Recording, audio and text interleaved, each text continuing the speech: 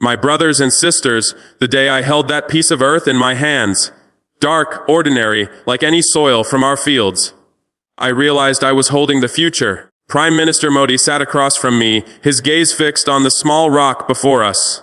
Cameras clicked, diplomats whispered. But in that moment, the world seemed to pause. They told us the 42 billion was being spent on rocks they called worthless, on minerals they said we could never process, on the very soil our grandfathers walked on, never knowing it held the key to the modern world. Every smartphone in your pocket depends on this earth. Every electric car battery, every wind turbine, every solar panel, every piece of military technology bows to the power of African soil. This was not just a mining deal. This was the moment Africa stopped being the world's quarry and became the world's factory. This was the day we looked China in the eye and said, "Your monopoly ends here. Your exploitation stops now. The rare earth revolution belongs to Africa." When I signed that document, my pen didn't just write my name.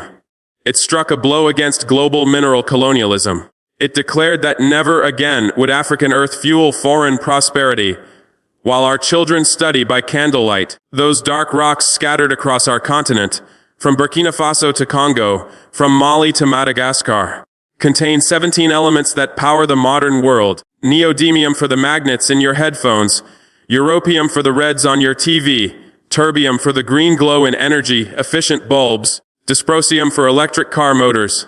Names you cannot pronounce, but powers you cannot live without. For decades, we dug these minerals from our soil and shipped them raw to China, receiving mere pennies per ton. Chinese factories refined them, multiplied their value, and sold them as products worth thousands of times more. The iPhone in your hand contains 50 cents of African rare earth, sold in America for 1,000 zalozhen. This 42 billion deal changes everything. No more raw exports. No more sending our wealth abroad only to buy it back at inflated prices. From now on, African rare earth will be processed in African factories by African workers for African profit. These rocks beneath our feet were always valuable. We just needed partners who treated us as equals, not suppliers. For 30 years, China played the long game, buying raw materials cheaply, building the only global rare earth processing industry, and then holding the world economy hostage. When Japan challenged Beijing over territorial disputes, rare earth exports stopped and car factories ground to a halt. When America imposed technology sanctions, China threatened shipments. Pentagon systems faced shutdown. They became indispensable by keeping Africa invisible. Africa produces the minerals, but China controlled the supply chain until today. This Indian partnership shatters that monopoly forever. To 42 billion to build mines and refineries, to turn extraction into processing, raw materials into finished products. We are not replacing Chinese dominance with Indian dominance. We are ending dominance altogether. We are taking control of our mineral wealth. Let me show you exactly what 42 billion buys when it comes from partners, not predators. The 15 billion for rare earth processing facilities across West Africa. Chinese companies extract and leave. Indian companies extract and train. They will teach our engineers how to separate neodymium from ore. They will guide our chemists in purifying europium. They will transfer the knowledge that China guarded for decades. $10 billion will go toward magnet manufacturing plants, producing the world's strongest permanent magnets right here in Burkina Faso. The same magnets that power wind turbines, electric vehicles, and advanced electronics. $8 billion will build electronics component factories, producing African-made capacitors, resistors, and circuit boards, directly competing with Chinese exports. $5 billion will fund research universities and technical training centers, so our youth study rare earth chemistry not in Beijing, but in Ouagadougou. $4 billion is allocated for defense, grade rare earth production, military communications, radar systems, and precision weapons, all reliant on materials processed in African facilities under African control. This is not aid. This is partnership. India secures the rare earth supplies it needs for its growing economy.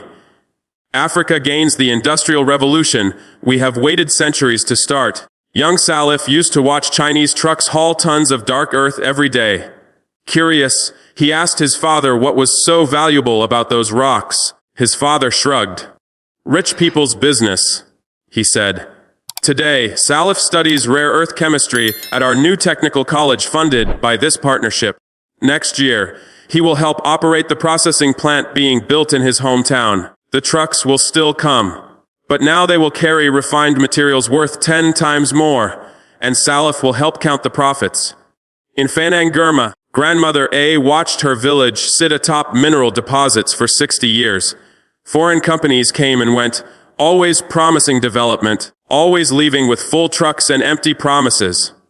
But this deal includes community development, funds new schools, hospitals, and roads. When rare earth processing begins, Aisha's grandchildren will have jobs.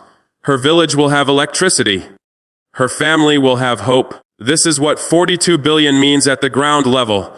Not just industrial transformation, but human transformation. Not just economic development, but a social revolution. Tesla announced they need rare earth minerals for 2 million electric cars this year. Apple requires specific elements for 500 million iPhones. Every major electronics company, every renewable energy firm, every defense contractor depends on a steady supply of rare earths. For years, they had no choice but to buy from China or risk production shutdown. Chinese factories set the prices. Chinese companies controlled the timelines. Chinese politics dictated global technology production. But now there is an alternative. African processed rare earth minerals, refined to the same standards, available at competitive prices, free from Chinese political leverage. The phone calls have already started. Tech executives flying to Ouagadougou, defense contractors requesting meetings, renewable energy companies proposing partnerships. We are not just entering the global supply chain, we are reshaping it. From Burkina Faso to the world, our processed minerals will power the technologies of tomorrow. From Washington to Brussels, panic spreads through government corridors. Their green energy transitions, military superiority, and economic futures depend on rare earths. And now Africa offers the alternative. Emergency delegations rush to Ouagadougou. The same officials who ignored us for decades now beg for meetings. Trade deals are offered, development packages proposed, military partnerships suggested. But every offer comes with conditions, environmental regulations to slow our development, human rights monitoring that limits our sovereignty, democratic reforms that weaken our negotiating power. We listen politely, and then we choose our own path. We partner with those who treat us as equals, not subjects. This partnership creates something unprecedented: the Africa-India Rare Earth Corridor. Minerals flow east, technology flows west, and profits stay where the work happens. Unlike Chinese deals, this includes continental integration. Processing plants in Burkina Faso will serve Mali, Niger, and Ghana.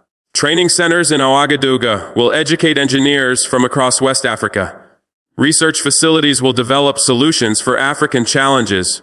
We are not just transforming one country, we are creating a new model for the entire continent. Resource-rich nations working together, processing their own minerals, controlling their own markets. From Senegal's phosphates to Congo's cobalt, from Ghana's lithium to Rwanda's tantalum, the old model of raw exports is dying. The new model of value addition is being born here in the heart of Africa. $4 billion in defense. Grade rare earth production means more than military equipment. It means technological independence. Modern warfare is electronic warfare. Satellites need rare earth magnets. Drones require specialized minerals. Communication systems depend on processed elements. The army that controls rare earth supply chains controls the battlefield. For too long, our military relied on foreign suppliers for critical components. Foreign factories could halt our defense capabilities with a single phone call. Foreign politics could leave our soldiers vulnerable. But now, we control the entire supply chain. From mineral extraction to component manufacturing, everything happens under African oversight. Our defense contractors will buy African processed materials. Our military will deploy African-made electronics. This is not just economic sovereignty, it is strategic autonomy. This is the foundation of true independence. Close your eyes and imagine Africa in 2044, 20 years after this partnership began. Rare earth processing plants humming from Dar to Djibouti. African-trained engineers designing the world's most advanced magnets. Research universities in Ouagadougou competing with MIT and Cambridge. The global electronics industry coming to Africa. Not for raw materials, but for finished products. Made in Africa. Labels on smartphones, electric cars, and renewable energy systems sold worldwide.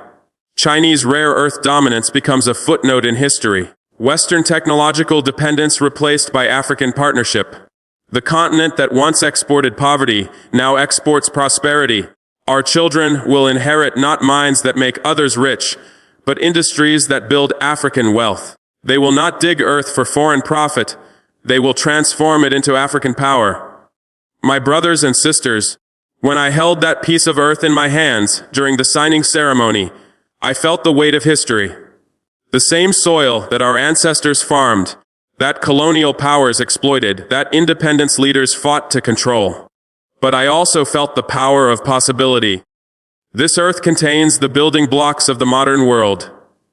These minerals will power the clean energy revolution. These elements will drive the digital transformation. For too long, we were told our value lay in what we could give away.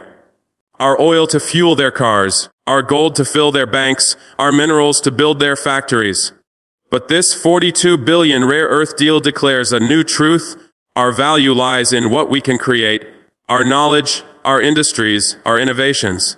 The rocks beneath our feet were always precious. We just needed to stop giving them away and start building with them. The signing ceremony is over. The cameras have stopped flashing, but the real work begins now. And when historians write about the moment Africa transformed, from supplier to manufacturer, from colony to competitor, they will point to this day. The earth is still here. The minerals still wait. But now they serve African dreams, not foreign greed. We are not just mining rare earth elements, we are mining our own destiny. And it starts with the soil beneath our feet.